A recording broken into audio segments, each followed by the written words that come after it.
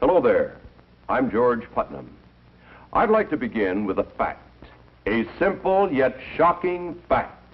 It is this: a flood tide of filth is engulfing our country in the form of newsstand obscenity and is threatening to pervert an entire generation of our American children. We know that once a person is perverted, it is practically impossible for that person to adjust to normal attitudes in regard to sex. Yet much of this material has been described as an illustrated, detailed course in perversion, abnormal sex, crime, and violence. It is also a fact that no matter who buys this material, 75 to 90% of it ends up in the hands of our children. Now, you might ask yourself, why this sudden concern?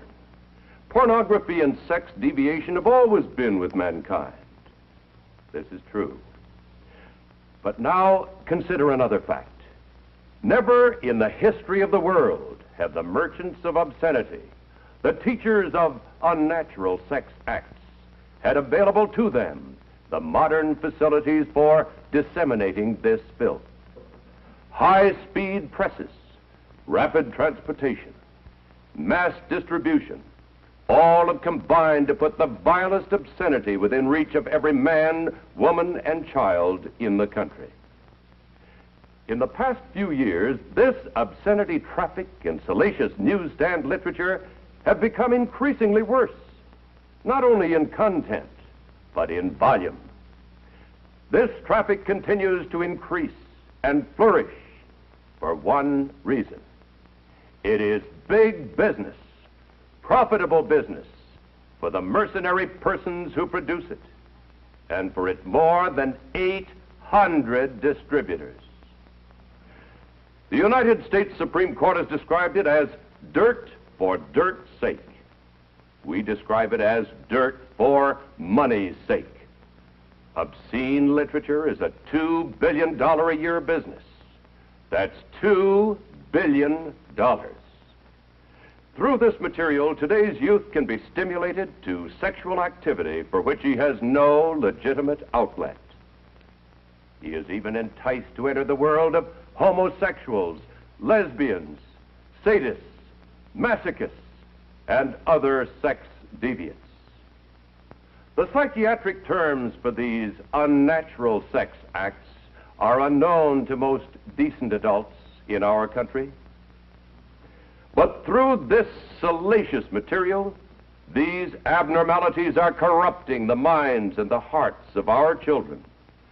Perversion for profit.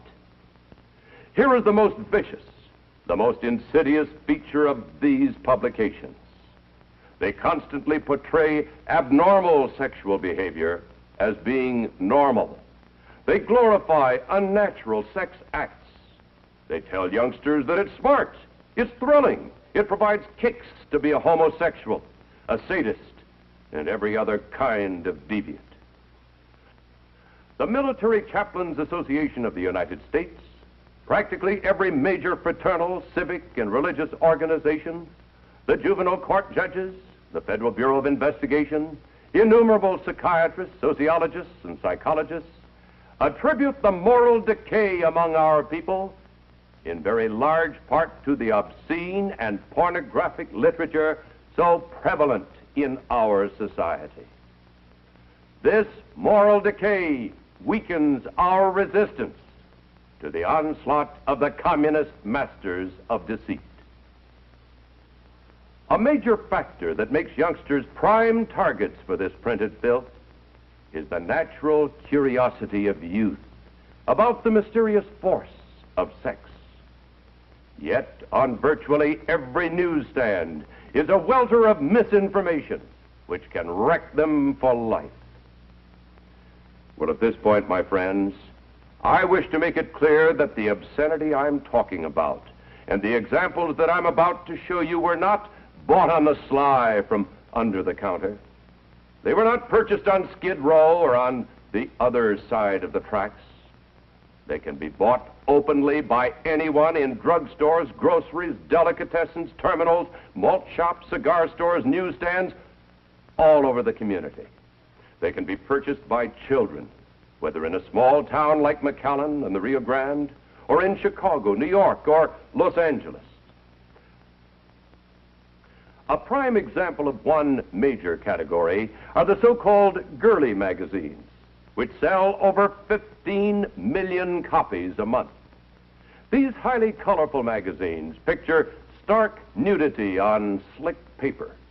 They often present their subject on bed or couch, in positions indicative of intercourse or other sex act, obviously calculated to stimulate the reader.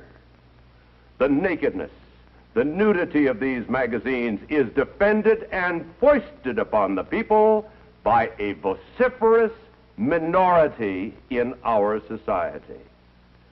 They lack the moral standards and values of our Judeo-Christian heritage.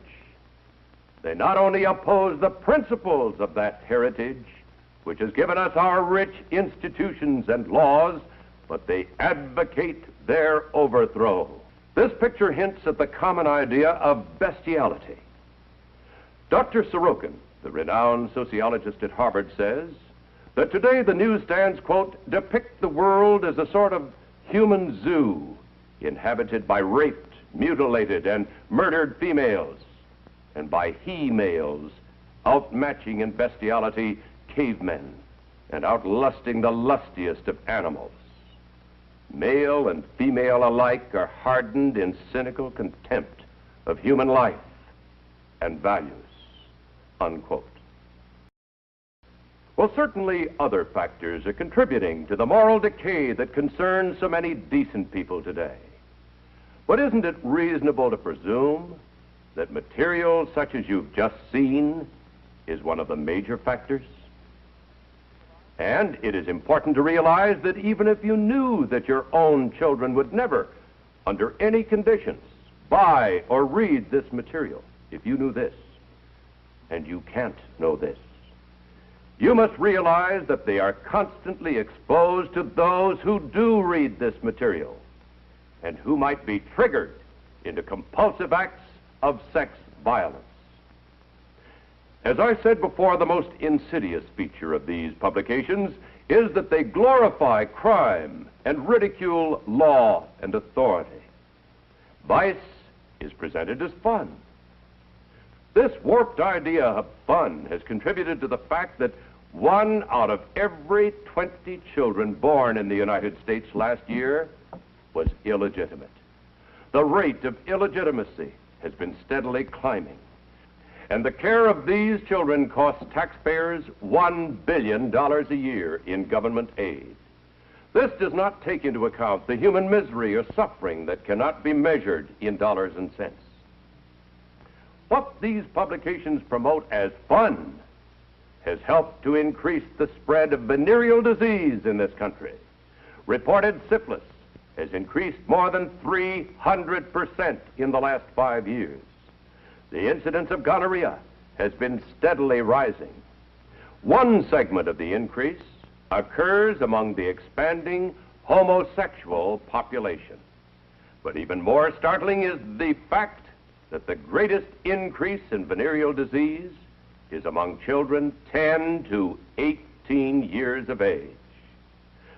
The increasing crime rate also parallels the increase in obscenity. A vicious crime of violence, murder, forcible rape, or assault to kill is being committed every 3 minutes. The total cost of crime in human waste, misery, tax, and material loss is beyond calculation. Sex-mad magazines are helping to create criminals faster than we can build jails to house them. This $2 billion a year racket is challenging every mother and father in this country and everyone interested in the welfare of our children.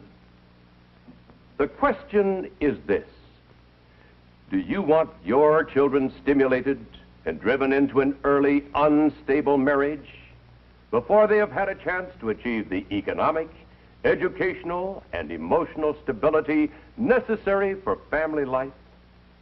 Do you want your son enticed into the world of homosexuals, or your daughter lured into lesbianism? Do you want either of them to discover how to get sexual gratification by inflicting pain on themselves or by torturing other people? Do you want them to lose all chance of a normal, happy, married life? Our Constitution was written by men who put their trust in God and founded a government based on His laws. These laws are on our side. We have a constitutional guarantee of protection against obscenity. And in this day especially, we must seek to deliver ourselves from this twisting, torturing evil.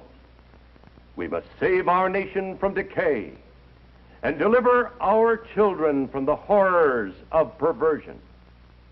We must make our land, the land of the free, a safe home. Oh God, deliver us, Americans, from evil.